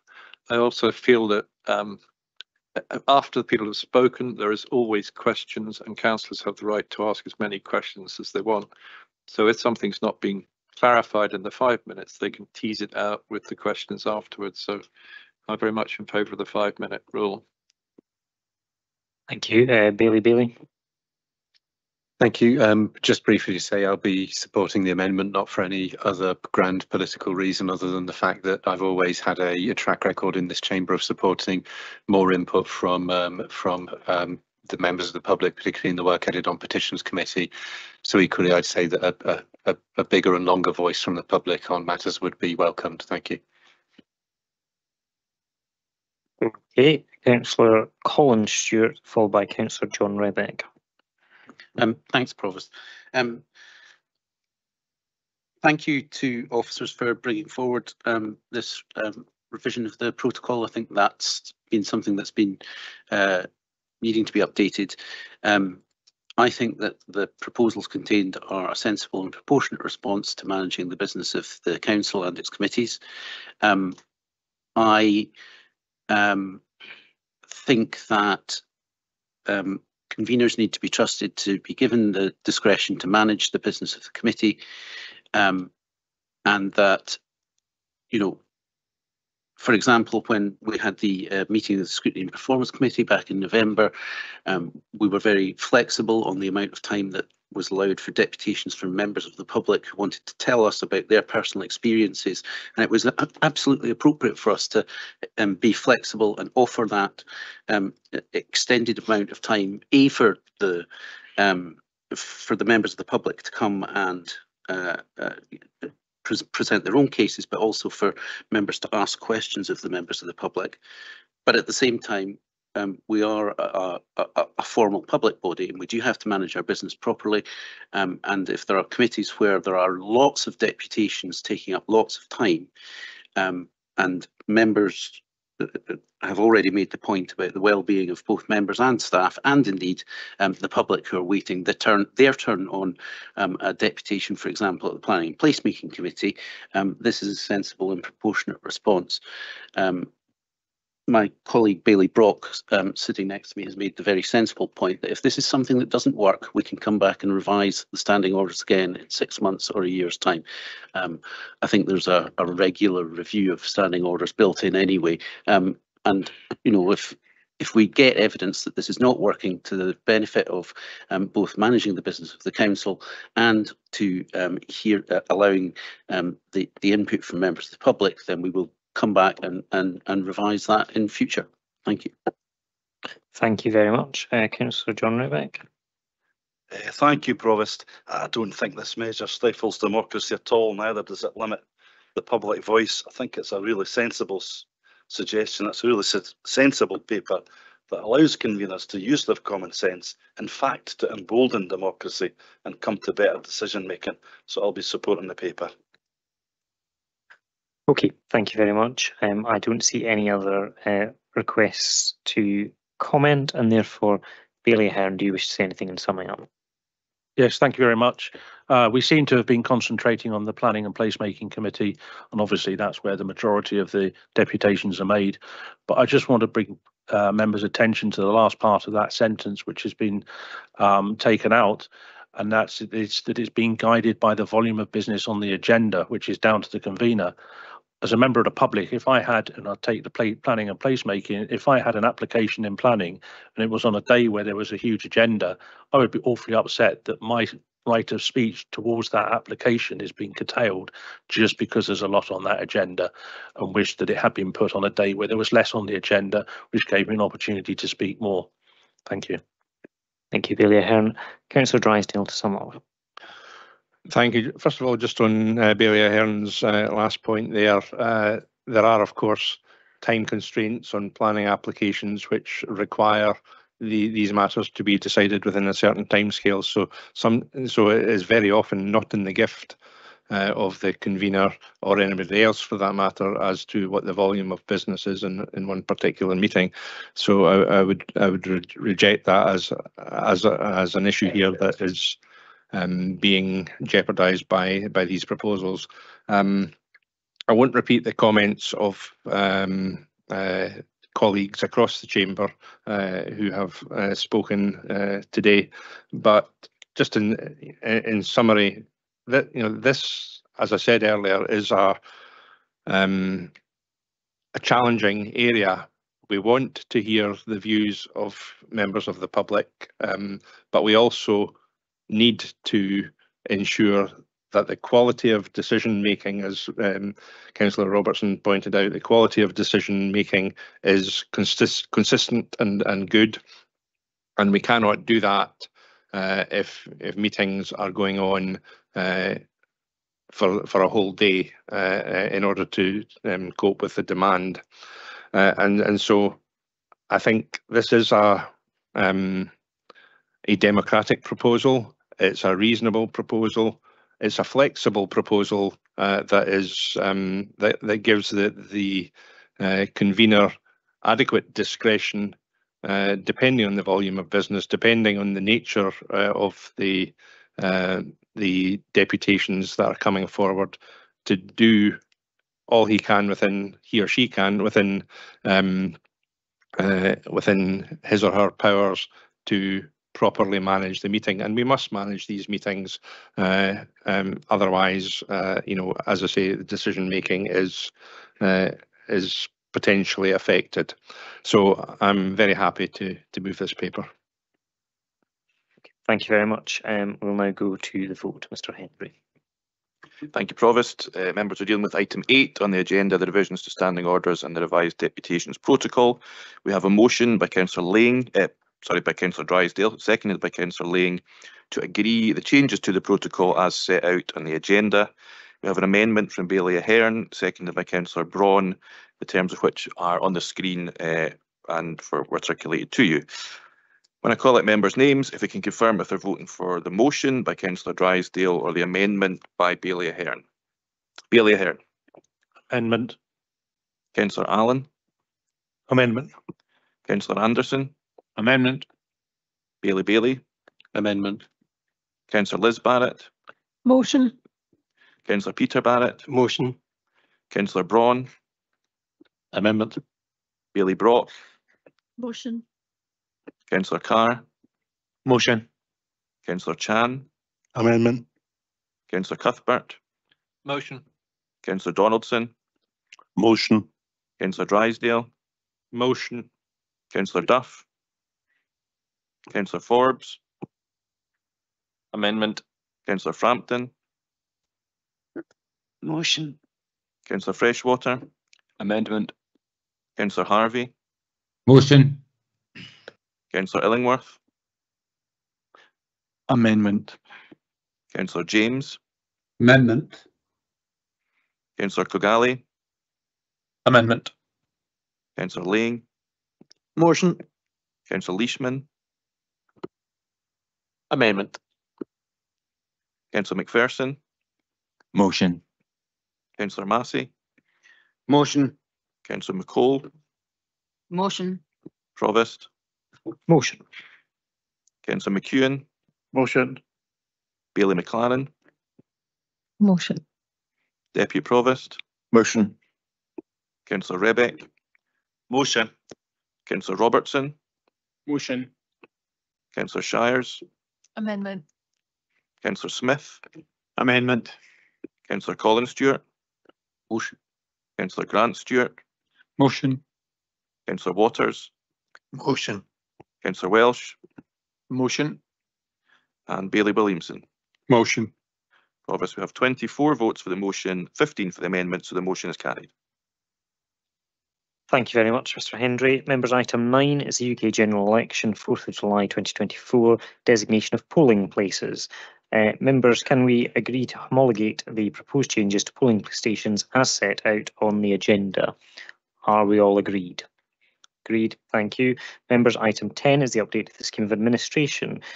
Members, can we agree the proposed changes to the scheme of administration as set out on the agenda? Agreed. Thank you. Members, item 11, update timetable of meetings. Members, can we agree the proposed change in date of the meeting of the Executive Subcommittee of the Learning and Families Committee in September as set out on the agenda?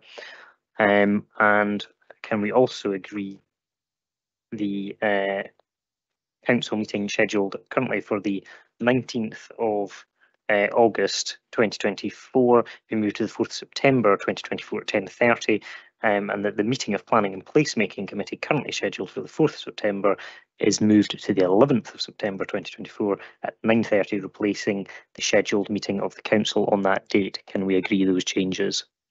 Agreed. Thank you very much. Councillor Rebeck, sorry. Yeah, apologies, Provost. I was just a little bit slow getting there. It's just very brief comment in paper 9. Just on the Letham Primary School being used as a polling place. Very much welcome that. Want to put on record my thanks for their cooperation in this matter. It underlines the fact that Letham Primary School are at the heart of the community, and it's appreciated. Thank you. Thank you very much. Okay, members, item 12 is the elected member briefing notes.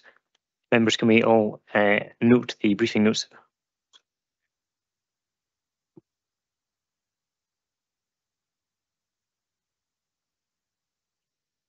Members, item 12 is indeed the appointments to committees and outside bodies. Can we agree the proposed changes to membership on the committees and outside bodies?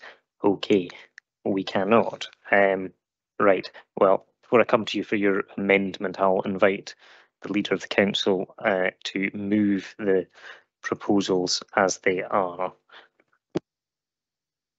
Okay, thank you, Convener. I will wait till I sum up and hear what the amendment is. Most of the decisions there are pretty straightforward, made by the administration and involving administration appointments and who they choose to appoint in the role. Thanks. So I'm moving it as it is. Thank you. Councillor Drysdale, you have to second. Happy to second. Thank you. Councillor Duff, you have an amendment. Thank you, Provost. It's a fairly simple one. In respect of the appointment of the convener, vice convener of Tayside contracts, if the administration doesn't have anyone able or willing to take on that responsibility for them, I would like to propose Councillor Angus Forbes for that position. As a former convener of Environment and Infrastructure and twice having been the convener of Tayside contracts, I feel that Angus should be seriously considered for this position and hereby nominate him for the post. I'm happy to accept the other proposed changes in the motion. Councillor Allen, I think, will second. Thank you. Okay, thank you. Councillor Allen, second. Happy to second on the basis of what's just been said. Thank you. Thank you. Okay, members. I'm assuming don't need to have comments on this. We happy to go to a vote? Sum up. Sorry, I do apologise. You did say you wanted to sum up. Well, first of all, I need to respectfully invite Councillor Duff to say anything he wishes to say in summing up first. I'm happy to waive that. I think everything's been said is necessary. Thank you. Thank you very much. Councillor Lane, you're summing up. Yeah, thanks. The reason why we feel that scrutiny is need to be given to Tayside contracts, I myself are too busy to do that. I'm happy to be on the committee and assist Councillor Cuthbert, who I think will be very good at scrutiny. My feeling that then Councillor Williamson stood down, my feeling is that if you have been convener once of Tayside contracts and actually had 3 years within it, you have done your time there, and as it's been said, Councillor Forbes has done that. Must be, if he's been there before, he's been through the system. Tayside contracts we are looking at with officers and others about the way that governance, scrutiny, etc. of Tayside contracts is. The representative there is actually a representative on a committee, not a board. He is actually working for PKC as a committee member when you're not fully as the convener. I do not feel that we do that well enough at the moment. And I think that Councillor Cuthbert is ideal for spending the time to look in to do it. And we have always said as administration, we will put forward from who we think is the best person for the job. And that's why Councillor Cuthbert is our nomination. Thank you. Okay, thank you very much. Can we move to a vote, please? Thanks, Provost. Members, we're dealing with item 12, appointments to committees and outside bodies. We have a motion from Councillor Lang, seconded by Councillor Drysdale, to agree the appointments as set out on the agenda. We have an amendment from Councillor Duff, seconded by Councillor Allen, to agree the appointments as set out on the agenda, with the change that in terms of the nomination for convener and vice convener of Tayside Contracts Joint Committee, this be Councillor Angus Forbes. If members can confirm if they're voting for the motion by Councillor Lang or the amendment by Councillor Duff. Bailey Ahern. Amendment. Councillor Allen. Amendment. Councillor Anderson. Amendment. Bailey. No vote. Councillor Liz Barrett. Abstain. Councillor Peter Barrett. Abstain. Councillor Braun. Amendment. Bailey Brock. Motion. Councillor Carr. Motion. Councillor Chan. Amendment. Councillor Cuthbert. Motion. Councillor Donaldson. Motion. Councillor Drysdale. Motion. Councillor Duff. Amendment. Councillor Forbes. Amendment. Councillor Frampton. Motion. Councillor Freshwater. Amendment. Councillor Harvey. Motion. Councillor Illingworth. Amendment. Councillor James. Amendment. Councillor Kogali. Amendment. Councillor Lang. Motion. Councillor Leishman. Abstain. Councillor McPherson. Motion. Councillor Massey. Motion.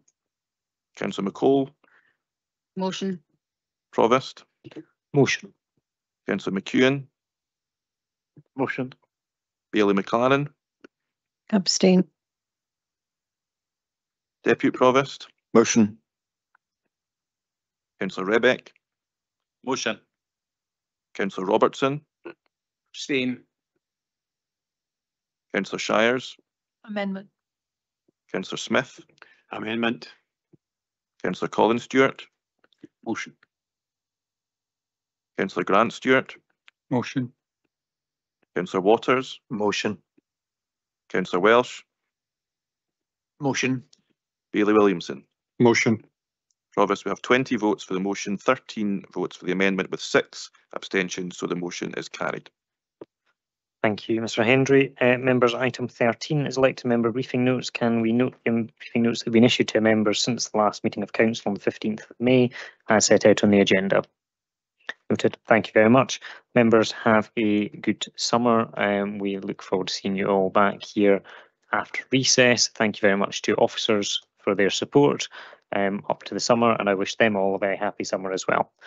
Thank you. Have a safe journey home.